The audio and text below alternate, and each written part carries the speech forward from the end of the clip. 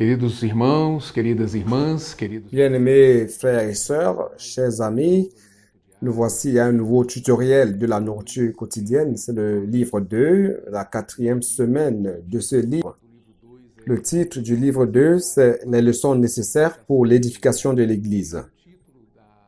Et le titre de la quatrième semaine, c'est la même chose. Les leçons nécessaires pour l'édification de l'Église. Nous allons aborder durant cette semaine plusieurs éléments qui englobent les chapitres 17-18 de l'Évangile de Matthieu, qui sont très importants pour la pratique de l'édification de l'Église.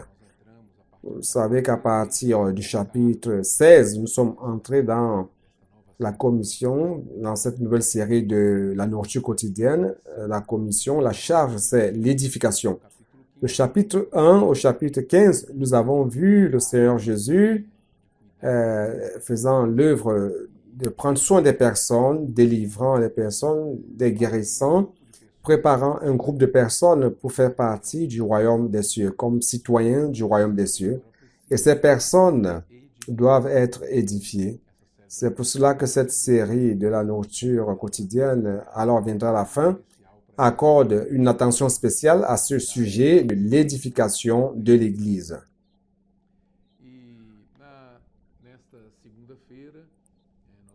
Et ici, lundi, nous voyons Jésus comme le roi du royaume des cieux. C'est un message que le frère Pedro Dong nous a donné. Il y a des choses qu'il a traitées la semaine dernière qui se trouvent ici aussi. Et mardi montre la connexion avec la tête. Il parle du tissu, comme un tissu de chemise par exemple. Ce tissu qui a été utilisé pour faire cette chemise a des lignes longitudinales et transverses. Donc, on a les fils de chaîne et les fils de trame. Et cela parle de notre relation avec Dieu et avec les hommes, produisant une histoire d'amour. Et avant de parler des leçons, nous allons voir un élément important dans le chapitre 17 de Matthieu.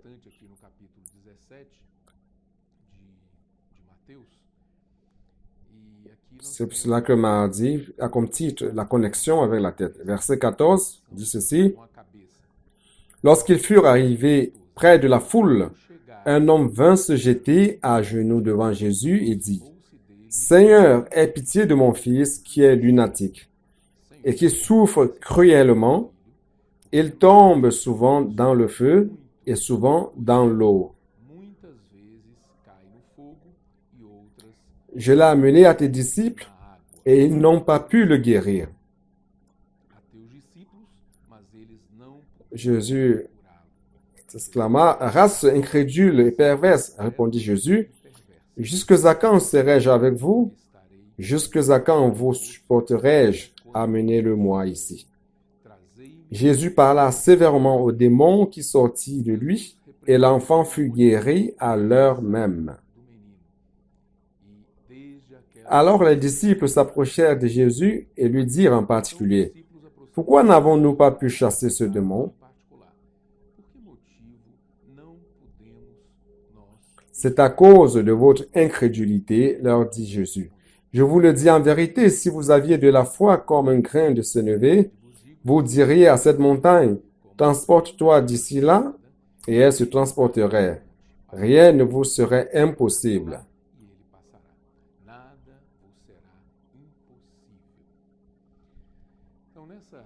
Dans ce passage, nous voyons que ce jeune homme est présenté comme lunatique et le mot peut être traduit par épileptique. Donc, l'épilepsie, selon la science, est une maladie neurologique.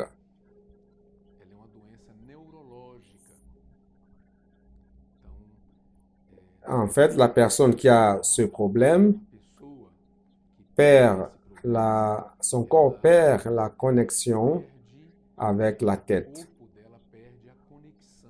dans la partie cérébrale ne parvient plus à commander le corps. Donc, le frère Pedro nous a donné une explication bien détaillée. Vous pourriez lire avec calme. Mais le plus important, c'est le côté spirituel de cette maladie.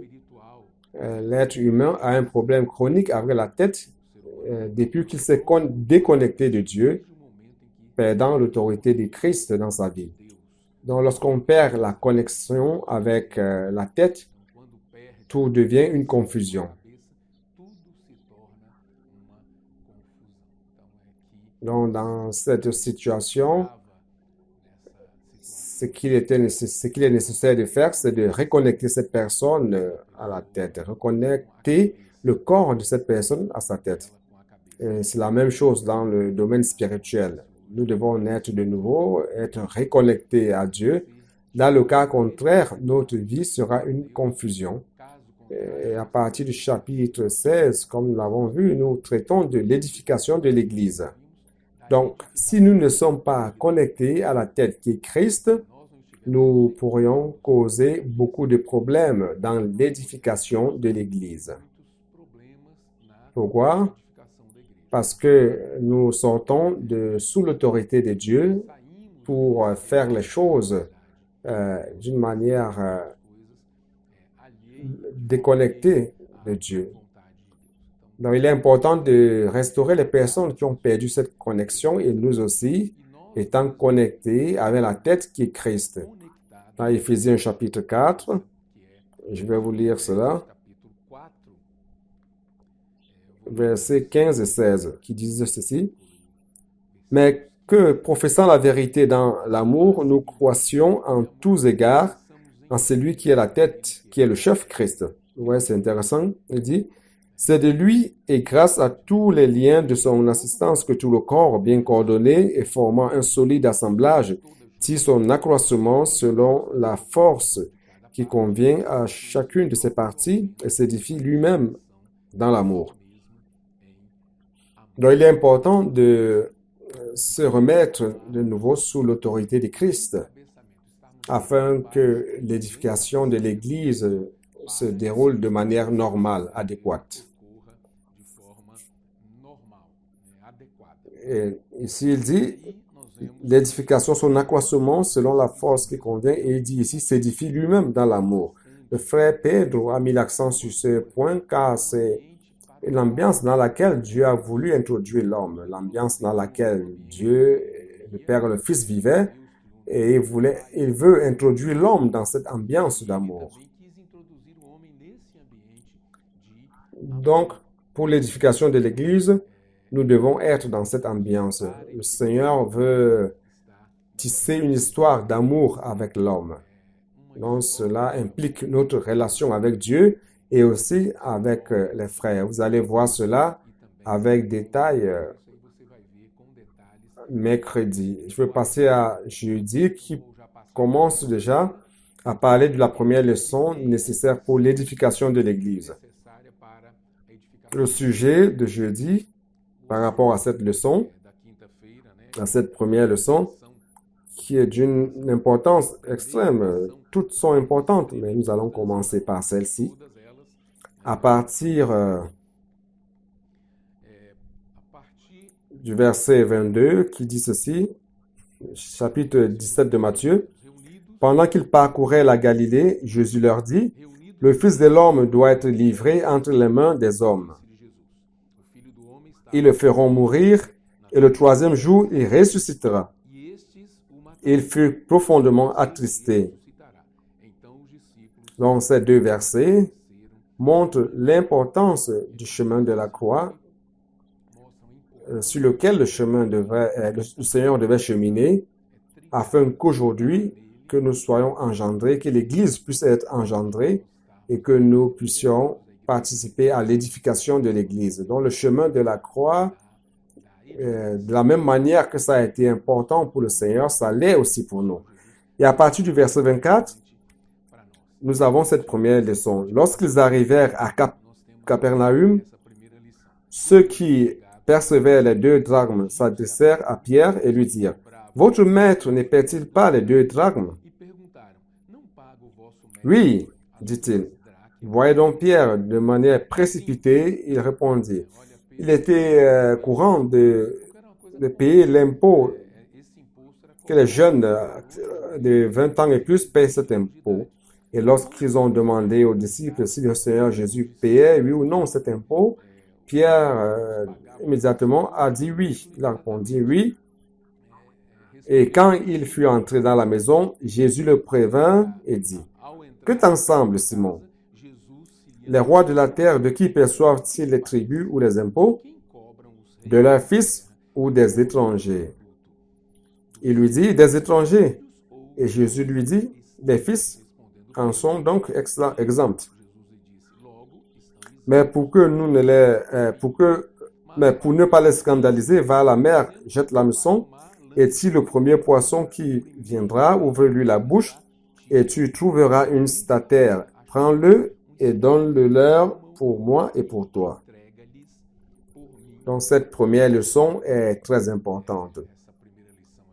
Pierre qui donne une réponse sans consulter le Seigneur, il a répondu de son propre chef selon la logique humaine, selon la pensée humaine. Et il a fini par faire quelque chose qui ne devrait pas être fait. Donc c'est une leçon pour nous. Et le Seigneur, pour traiter ce problème, cette situation, a envoyé Pierre réfléchir sur ce qu'il a fait.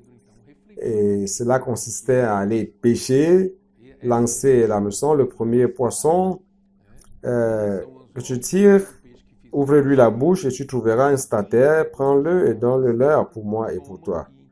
Donc le Seigneur a fait quelque chose de différent. Il aurait pu dire à Pierre de demander à Judas qui gardait la bourse et prendre la somme nécessaire pour payer l'impôt. Mais non, le Seigneur a voulu amener Pierre à réfléchir sur ce qu'il avait fait. Le Seigneur fait aussi cela dans notre vie. Parfois, nous servons le Seigneur dans l'Église. Nous pensons parfois que nous sommes en train de faire les bonnes choses et on se rend compte que ce n'était pas adéquat. Alors le Seigneur nous donne l'opportunité de réfléchir sur cette situation-là. Au lieu d'être en colère envers les frères parce que votre service n'a pas été approuvé ou que les frères ont trouvé que ce n'était pas adéquat, vous devrez plutôt aller devant le Seigneur et demander qu'il vous illumine sur cette situation-là. Et c'est exactement ce que le Seigneur a fait avec Pierre. Donc la première leçon, c'est par rapport à traiter notre capacité naturelle, notre logique humaine. Parfois, ce ne sont pas les mauvaises choses qui causent du tort à l'édification de l'Église, comme les péchés, les choses immondes.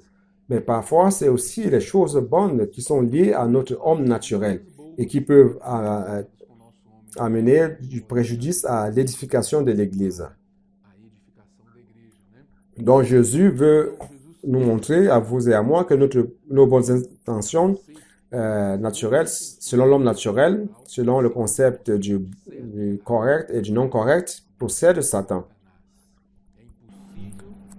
Il est impossible à notre pensée naturelle de penser aux choses de Dieu car elles se trouvent sur le plan terrestre. Dieu veut nous transférer il veut nous faire changer de plan, du plan terrestre vers le plan céleste.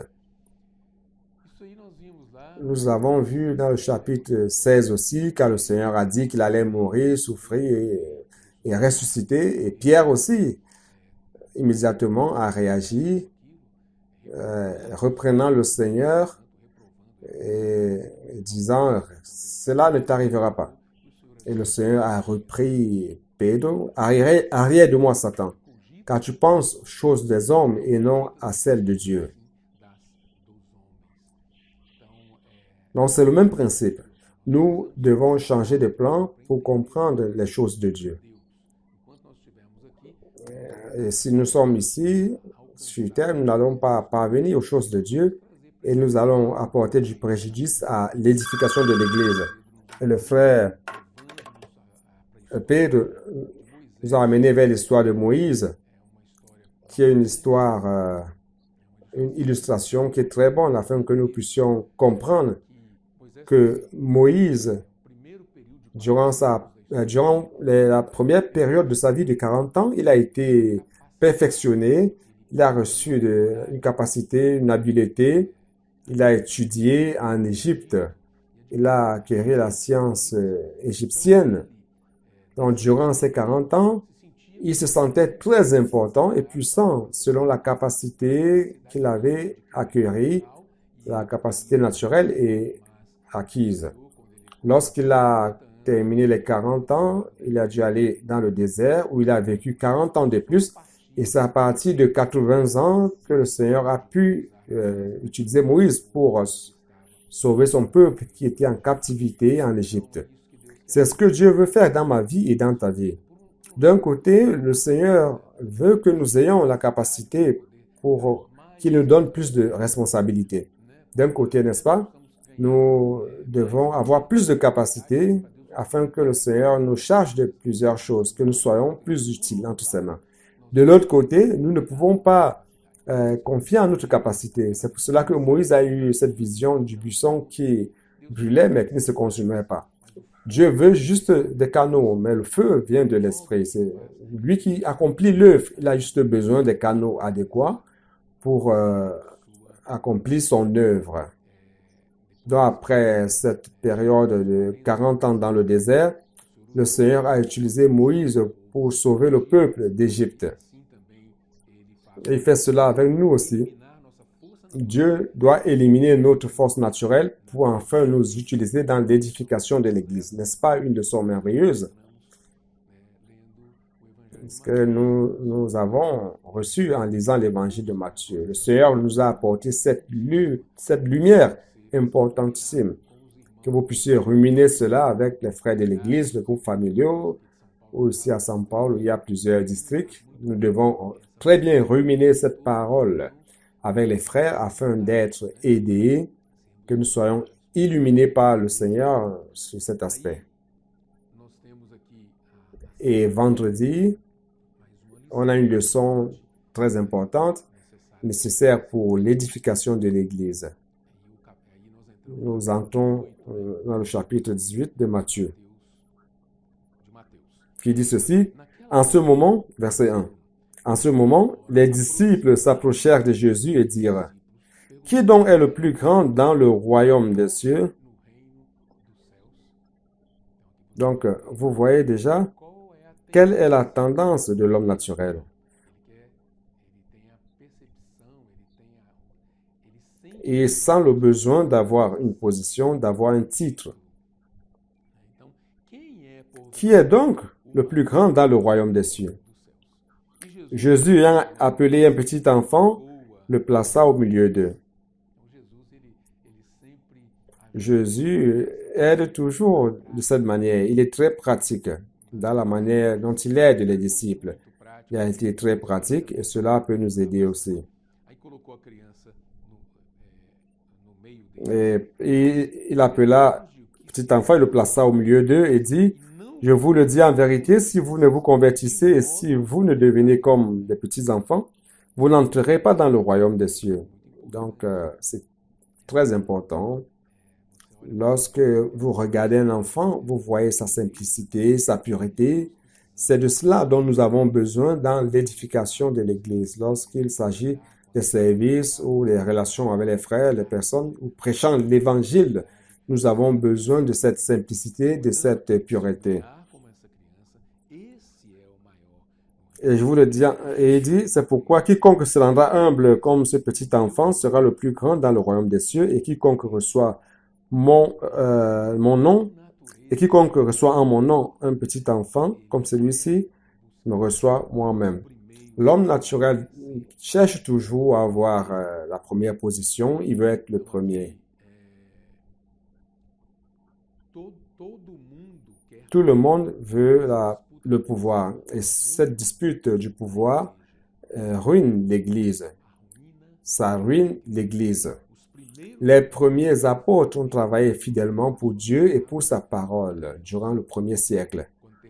Lorsque l'apostolat de Jean est terminé, entre la fin du premier siècle et le début du deuxième siècle, il n'y avait plus de paroles prophétiques. Cette absence de vision a fait en sorte que le peuple se corrompe, car il est resté sans direction. De la fin du 1er siècle au début du 2e siècle, les problèmes ont commencé par manque de la parole prophétique. C'est pour cela que vous et moi, aujourd'hui, nous devons valoriser la parole prophétique que le Seigneur nous a dispensée d'une manière abondante. Chaque semaine, chaque jour, nous avons l'abondance de paroles. Donc, durant cette situation du 1er et 2e siècle, il y a un archevêque de très bonne intention qui voulait préserver l'Église. Il a fini par créer la hiérarchie dans l'Église. Et cela a engendré le clergé. Le frère Pedro a déjà parlé de cela de manière très détaillée. Donc, c'est très dangereux. Lorsque nous perdons la parole prophétique, nous sommes sans direction, nous perdons la direction et beaucoup d'autres choses peuvent venir remplacer et parfois des bonnes choses. Pour qu'il y ait édification, il est important que le concept de hiérarchie prenne fin. Le plus grand du royaume des cieux doit se convertir comme un enfant. Es-tu prêt à suivre ce principe? Car le royaume des cieux appartient aux pauvres en esprit. C'est la première béatitude qui est dans Matthieu chapitre 5. Le Seigneur a commencé les béatitudes en disant heureux les pauvres en esprit ou les humbles en esprit, car le royaume des cieux leur appartient. Le royaume des cieux n'appartient pas à ceux qui prennent par force des positions ou par tromperie du pouvoir. Le royaume des cieux est composé de ceux qui sont pauvres en esprit, ceux qui s'humilient, qui se vident. C'est pour cela que le frère Pedro nous a toujours lu Ésaïe 57, verset 15, dans la version King James actualisée, où nous pouvons nous rendre compte qu'il est important d'être une personne d'esprit contrit, abattu, une personne qui se repente, un cœur abattu, un cœur de repentance. Ces personnes ne vont pas lutter pour le pouvoir, pour gagner quoi que ce soit, mais elles vont plutôt se vider d'elles-mêmes. Et le Seigneur a un regard de compassion par rapport à ces personnes. Ésaïe 66, 2 aussi, c'est ce genre de personnes dont Dieu a besoin pour l'édification de l'Église. S'il y a quelque chose qui est hors de cela, c'est le principe malin de Satan, car il veut toujours être le plus grand parmi les personnes. Et cela, à cause du préjudice à l'Église, ça vous détruit et ça détruit aussi l'édification. Et ça cause du tort au processus d'édification de l'Église. Ne cherchons pas à discuter avec les frères pour voir qui est le plus grand, qui est le meilleur, mais cherchons toujours à nous humilier devant le Seigneur. Donc ici, nous avons au chapitre 18, versets 6 à 9, nous avons la troisième leçon.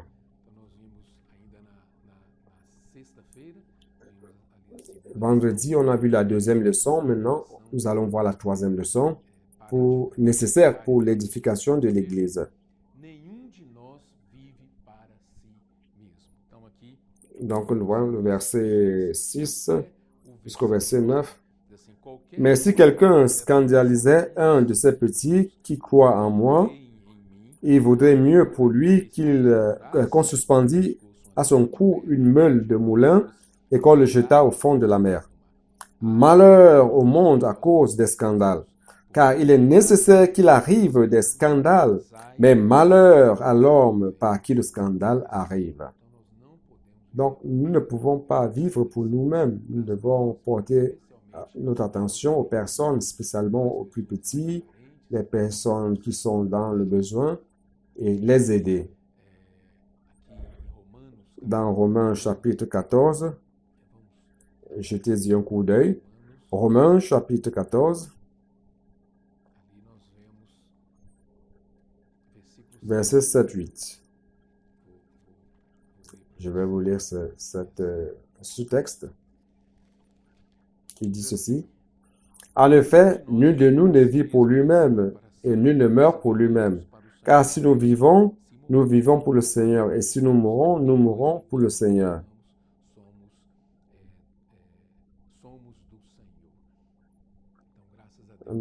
Rendons grâce à Dieu. Verset 17 qui dit ceci. Car le royaume de Dieu n'est pas le manger et le boire, mais la justice, la paix, la joie par le Saint-Esprit. Verset 18. Celui qui sait Christ de cette manière est agréable à Dieu et approuvé des hommes. Verset 19. Ainsi donc, recherchons ce qui contribue à la paix et à l'édification mutuelle. Donc, totalement différent de cette situation qui consiste à mépriser les personnes et voulant être le plus grand. Non, c'est une aide que nous recevons. La troisième leçon, à partir du verset 10, qui dit ceci. Gardez-vous de mépriser un seul de ces petits, car je vous le dis que leurs anges dans les cieux voient continuellement la face de mon Père qui est dans les cieux. J'ai reçu une grande lumière dans ce passage. Donc, les enfants de Dieu ont des anges qui sont au ciel devant la face de Dieu et ils prennent soin de ces personnes.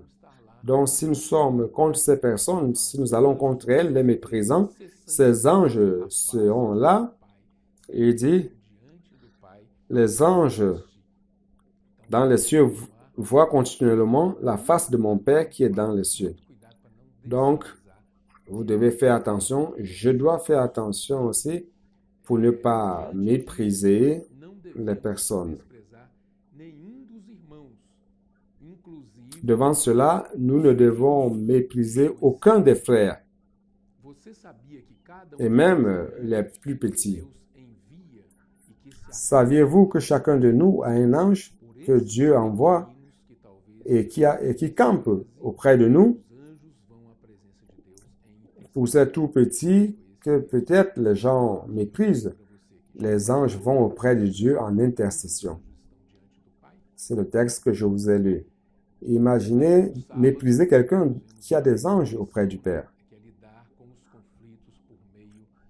Et samedi, nous voyons une autre leçon, traiter les conflits à travers la communion.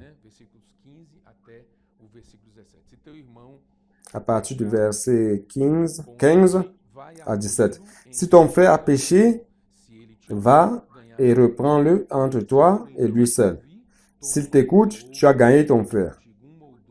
Mais s'il ne t'écoute pas, prends avec toi une ou deux personnes afin que toute l'affaire se règle sur la déclaration de 2 ou de 3 témoins. S'il refuse de les écouter, dis-le à l'Église. Donc, je voudrais résumer ceci en disant la chose suivante. Peu importe le problème parmi nous, nous devons aller les uns vers les autres pour avoir une communion.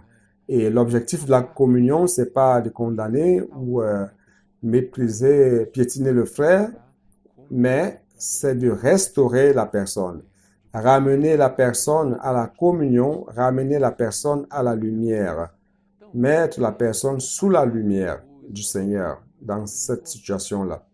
Donc, au lieu de répandre la situation, s'il y a quelque chose qui s'est passé, allez et traitez directement avec le frère de cette situation. Vous n'avez pas besoin de dire à tel ou à tel autre. Cela crée le commérage dans l'Église, la confusion et tout cela. Et si ce n'est pas résolu, alors si vous avez besoin d'un modérateur plus mature ou un ancien de l'Église, vous pouvez donc les contacter et ils pourraient donc faire ce travail, cette œuvre de modération pour rétablir la communion entre les frères. OK?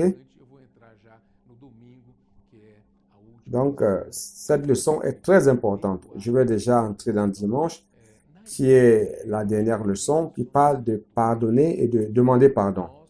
Donc, dans l'Église, dans l'édification de l'Église, il s'agit de la relation entre les frères, nous avec les frères. Nous devons bien traiter de ce sujet. C'est comme dans la vie conjugale, si vous voulez avoir une bonne vie conjugale, vous devez prendre soin de votre vie conjugale. Et dans ce contexte, il y a beaucoup de situations qui apparaissent. Nous devons pardonner et aussi apprendre à pardonner les personnes, à demander pardon. Parfois, nous sommes difficiles dans le domaine de pardonner et de demander pardon.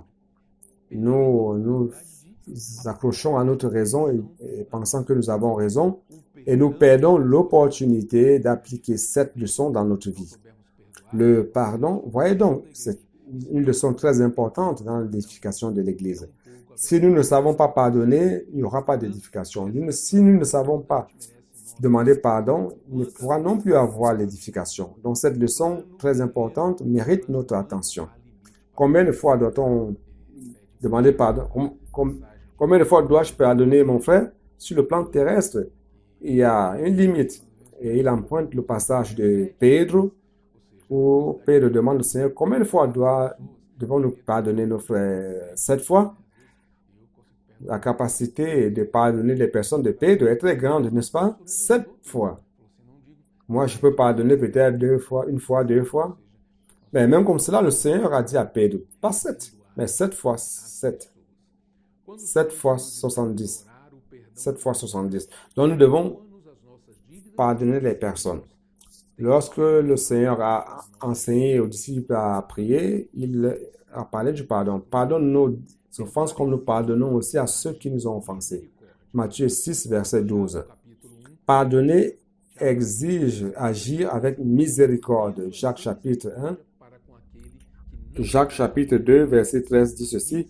Car le jugement est sans miséricorde pour qui n'a pas fait miséricorde. La miséricorde triomphe du jugement. Nous devons apprendre à pardonner les personnes, à exercer la miséricorde par rapport aux personnes, car la miséricorde triomphe sur le jugement, triomphe du jugement. Si sur terre vous n'avez pas pardonné, vous n'avez pas utilisé de miséricorde, alors Dieu va vous juger aussi sans miséricorde. Alors ici, je dois crier miséricorde. Pour cela, nous utilisons la miséricorde, car la miséricorde triomphe sur le jugement. Lorsque vous utilisez le critère de correct ou non correct, votre frère, c'est-à-dire si vous jugez, vous ne pardonnez pas et vous le mettez en prison, alors vous reconnaissez que la miséricorde ne triomphe pas sur le jugement. Mais si quelqu'un exerce la miséricorde sur les personnes, il a un gain. Alors pour cela, soyons miséricordieux. Ici, un passage, chapitre 18 de Matthieu, qui traite de cet homme qui devait de l'argent et celui à qui il devait lui pardonner les dettes, mais lui n'a pas pardonné à celui qui lui devait. Et lui, il devait beaucoup, il a été pardonné. Nous aussi, nous avions une dette énorme avec le Seigneur. Le Seigneur nous a pardonné nos dettes et nous devons aussi pardonner à ceux qui nous doivent. Ces leçons sont très précieuses. Le temps est court pour le tutoriel, mais nous espérons que vous allez bien ruminer cette parole. Que le Seigneur vous bénisse. Jésus est le Seigneur.